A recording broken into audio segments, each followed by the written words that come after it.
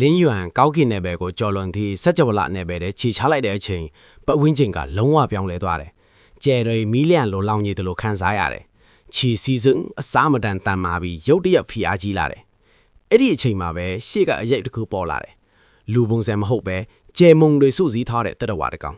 ။မီးနဲ့ဖျောက်ချုအတီရောက်လာတာလား။ဒီနယ်ပယ်မှာမင်းလိုလူငယ်ကရှားတယ်။ငါနာမည်ကကျဲမီးနဲ့ရန်လို့ခေါ်တယ်။မင်းဒီကိုဘာလို့ရောက်လာတာလဲ။လင်းရွံမကြောက်ပဲဖျန်းဖြေတယ်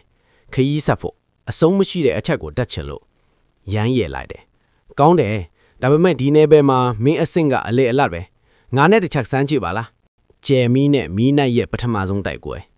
ရမ်းလက်တစ်ချက်လမ်းလိုက်တော့ကျဲတလုံးအရားစားမီးလျံကျလာတယ်လင်းရွံမီးနတ်စီးကိုအပြေးဝဖွင့်ပြီးရှေ့ကိုတုံးထုတ်လိုက်တယ်နှစ်ဖက်မီးအင်အားတိုက်မိပြီးစက်ကြဝဠာနယ်ပယ်ထဲလိုင်းလုံးတွေခစ်ပေါ်လာတယ်နောက်ဆုံးရမ်းနောက်ဆုတ်သွားတယ်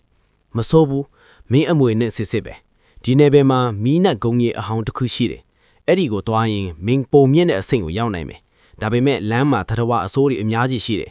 ငါမင်းကိုလမ်းပြပေးမယ်အပြန်လမ်းမင်းငါ့ကိုတစ်ခါကူညီရမယ်လင်းရွံခေါင်းကြီးလိုက်တယ်ပထမဆုံးမဟာမိတ်ရလိုက်ပြီမီးနတ်ဂုံကြီးအဟောင်းခကြီးနှစ်ယောက်အတူခကြီးထွက်တယ်လမ်းမှာကျဲမုံသတ္တဝါတွေအမောင်ချီစုပ်ယူတဲ့နတ်ဆိုးတွေတိုက်ခိုက်လာတယ်လင်းရွံမီးနတ်စီးနဲ့ကျဲမီးနီးများနှငမွေးပေါင်းဆက်ပြီးရန်သူတွေကိုဖျက်ဆီးတယ်ခကြီးအတွင်းရမ်းပြောတယ်မီးနဲ့ဂုံရဲ့အဟောင်းမှာရှေးမီးနဲ့ဖျားကြောင့်ရဲ့ဝိညာဉ်အရေးရှိတယ်အဲ့ဒီကမင်းနောက်ဆုံးအဆင့်ကိုရရှိနိုင်တယ်ဒါပေမဲ့အဲ့ဒီဝိညာဉ်မှာစမ်းသက်ချက်အရန်ကိုပြင်းထန်တယ်နှလုံးသားတဲ့မီးနဲ့ရဲ့အမှန်တရားမရှိရင်မီးလောင်ပြီးပြာကျသွားနိုင်တယ်ဂုံတကားရှိအသားစီမီးနဲ့ဂုံရဲ့အဟောင်းရှိရောက်တဲ့အခါတကားရှိမှာကြီးမားတဲ့မီးနဲ့သူရဲကောင်းတစ်ကောင်ရက်နေတယ်အဲ့ဒီသူရဲကောင်းကနှစ်ပေါင်းတန်းချီရှိပြီးမီးနဲ့ဖျားကျုပ်အစိအထပ်ပိုင်းရှိတယ်အတိရောက်လာတဲ့မီးနတ်ဆက်ခံသူလားငါ့ကိုအနိုင်ယူနိုင်မှဂုံနဲ့ဝင်ခွင့်ရမယ်လင်းရွံနဲ့ရာနှစ်ယောက်အတူတိုက်ခိုက်တယ်မီးနတ်စီးနဲ့ကျဲမီးပေါင်းဆက်ပြီးအစုံအဖျက်တစ်ချက်ထုတ်လိုက်တယ်သူရဲကောင်းကနောက်ဆုတ်သွားပြီးတကားဖွင့်ပေးတယ်မင်းတို့နှစ်ယောက်လုံးအရေးချင်းရှိတယ်ဝင်ပါဝိညာဉ်အရေးစမ်းသက်ချက်